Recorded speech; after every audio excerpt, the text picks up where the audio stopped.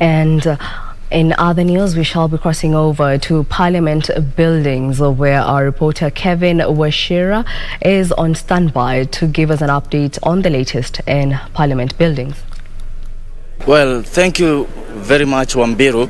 For the last 2 weeks, members of Parliament, both from the National Assembly and the Senate, were being inducted and oriented by the Parliament staff so that they can get to know how operations here in Parliament are done. And now today, the 13th Parliament and the 4th Senate will start their first sitting. And now joining me here now is the Deputy Majority Whip, Naomi Wako, who is also the member for Marsabit County Woman Representative. Now, Mheshimiwa, asante sana kwa kutujiunga na sisi. Maybe you can tell us, what do Kenyans expect from the new leadership of the Kenya Kwanza in the 13th Parliament? Number one, before I respond to your question, may I first of all say thank you to the great people of Marsabit for electing me and for giving me the opportunity to be in the 13th Parliament. As I come back to your question, Kenya Kwanza, of course, you have seen that we have already nominated our leaders, the House leadership, and more is to come because the chairs and the vice chairs and the members of the committee, I believe in the next few days we will be done with that.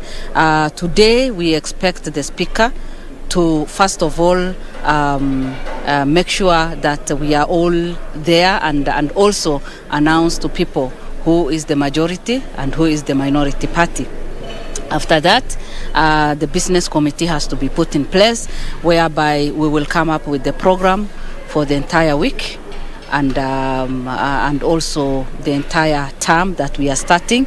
And it is my prayer that the leadership that has been nominated and the people who have been put in place to lead the house, the two different houses, will play their role very well.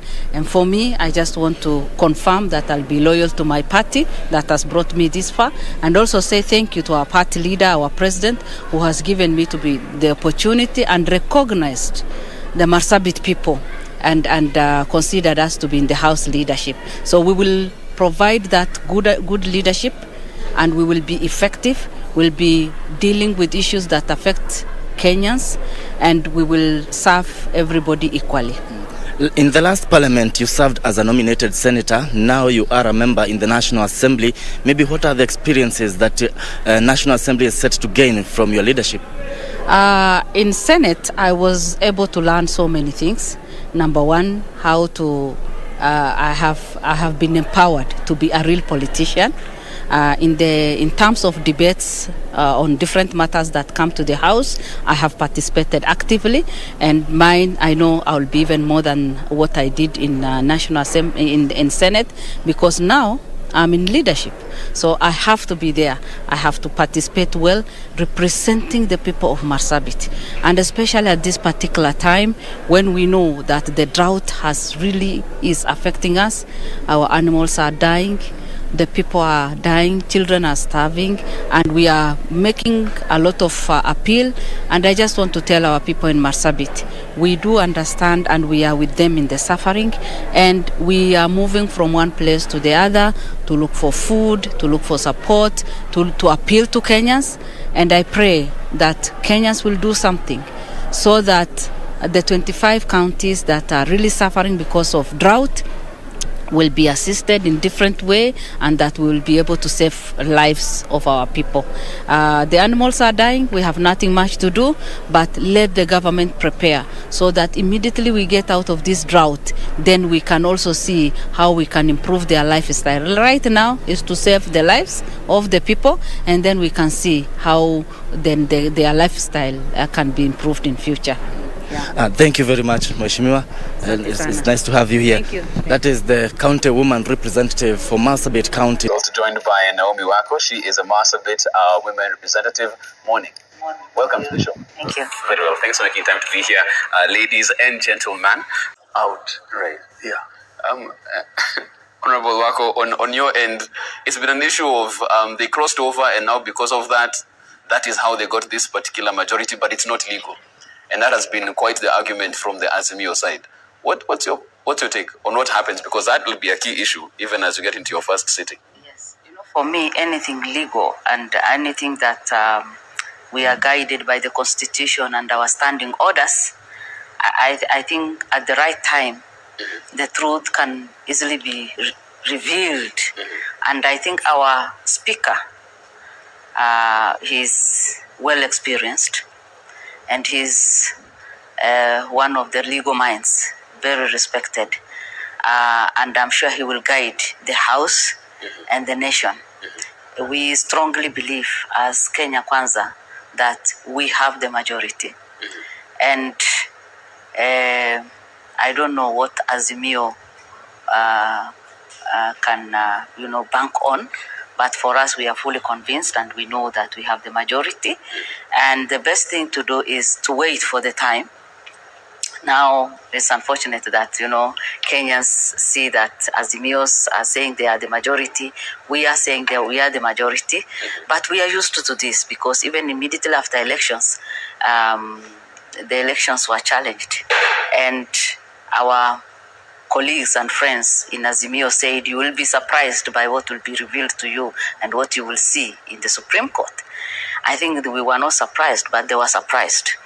And I think they are still in that shock. They can't believe because they really hyped the nation and everybody was just eagerly waiting for this hidden document or hidden things that will be revealed at the Supreme Court.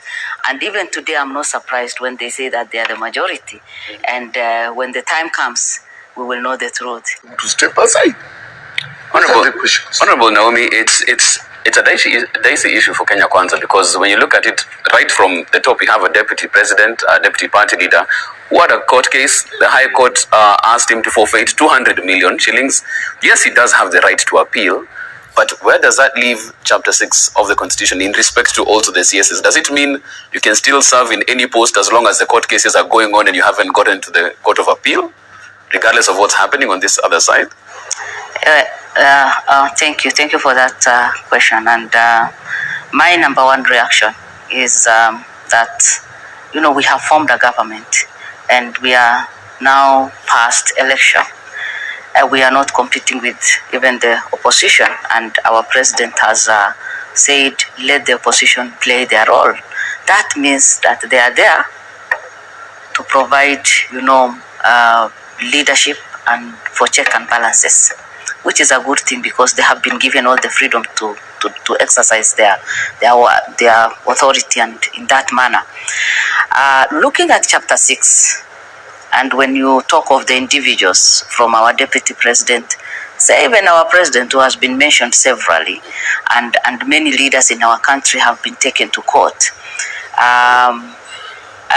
Again, I am one person who really stands for integrity because if you are a leader, then you must be that person, with integrity, ready to serve, and competence should also be put in place. But the thing is, before the elections, normally there is a process that we go through.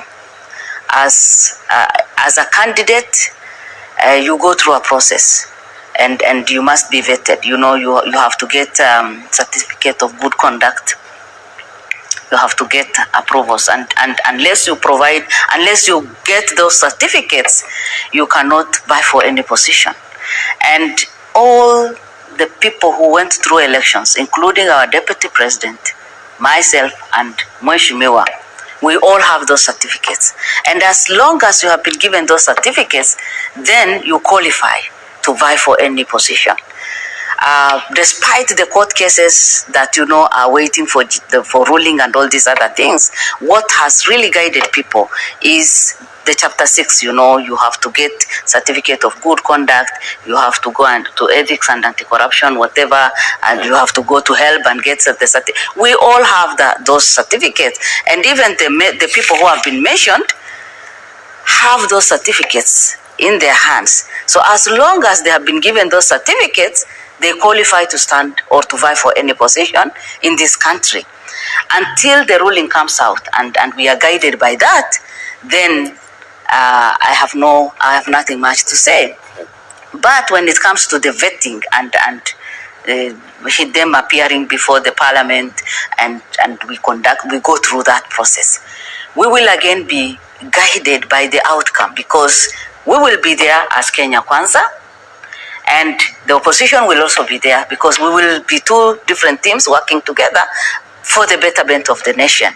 And so we will be guided by that. But for me, the issue of integrity, as long as one has been given all those certificates, I think whatever we see in the papers and then the noise, the makelele we are hearing, I think as long as those people got those certificates before they vied for any position, because it took me 1 good week to get all the clearance. They also went through the same process. As Speaker, I wait for them to bring me whatever they have on the floor, then I'll deal with it. I am not part of either side. As it is, I am the Speaker, the impartial arbiter, and will be guided by the Constitution, the law, and standing orders of the House, and no more. All right, so that's the Speaker of the National Assembly, Moses Wetangula, and Honorable Opiyo Wandayi is very happy with that comment that he says that he's an impartial arbiter. We'll wait for the matters to be presented to him. But Honorable Owako, so there's a question I asked Honorable Opiyo but didn't get to that. Whether majorityship can change within Parliament, within the term of Parliament, because we haven't seen that before. Yes, it is true that we haven't seen that before, and it is quite interesting that, both sides are claiming to be majority today. I'm sure Kenyans are wondering what is really happening. But the good thing that we have is our Constitution and the standing orders that will guide all of us. And I'm sure whoever will, our Speaker, will be guided by that on the floor of the House. And as we are saying, under Article 36, that none of us is compelled to join any association of any kind. That itself can guide and help us. But I think we will be guided by the Constitution and the standing orders. And it is only after 3 months, I believe, that you can change. A lot of promise. On the day of inauguration, President Ruto indicated that the consumption subsidies were really costing a lot to the country, including almost the entire development budget going to fuel subsidy. So how do you explain to your voters at a time that you told them just before the election that we are going to bring down the cost of living, then in a week's time things appear to be changing? How do you explain that? One thing that we need to understand is Kenyans know what is happening. And yes, they were very optimistic that maybe life may change. But you see, for a government to just come in and try to change so many things, it might not make sense. And what we are saying is we need a bit of time. We are just 7 days old, and we need to understand so that change may come. Yes. And Kenyans should remain optimistic, because very, very soon, because our government we have the people in our hearts, and we want to help people, because right now there are others who are being affected with the drought, like where I come from. There are others whose businesses, since the COVID time, has been destroyed, and they're really struggling. The income is not sustainable anymore, and we understand all these things, but we need a bit of time. Every ministry, everything that comes to the committee must be presented to the chairman of that committee. And it's actually the chairman that must table. Okay, Honorable Wako, is it even better when you have the leadership of Parliament coming from a party that is not in government to really enhance oversight, so that there's no interference like we've seen in previous parliaments the last 2 terms? Yes, because when the thing is, for any government to succeed, a lot happens in Parliament. And if you have the right people in place, then it means that you will succeed. But if there are the people in place, especially the leadership, like now for us, we are the majority. We say that we are the majority, and we believe we are the majority. And if the leadership and everything goes to the opposition, that means there'll be a bit of conflict, a lot of conflict, and nothing will go on well. We know our roles very well, but we are good at opposing each other and just bringing problems in terms of development and all this. On that point, allow her to finish. Please finish, Honorable Wako. Yeah, I think the problem is that Kenyans, and especially us as leaders, we are always good. Like now, if Kenya Kwanza is in government, is the government, and the opposition is here, they will always work hard to bring down Kenya Kwanza, and through the leadership and all these other things.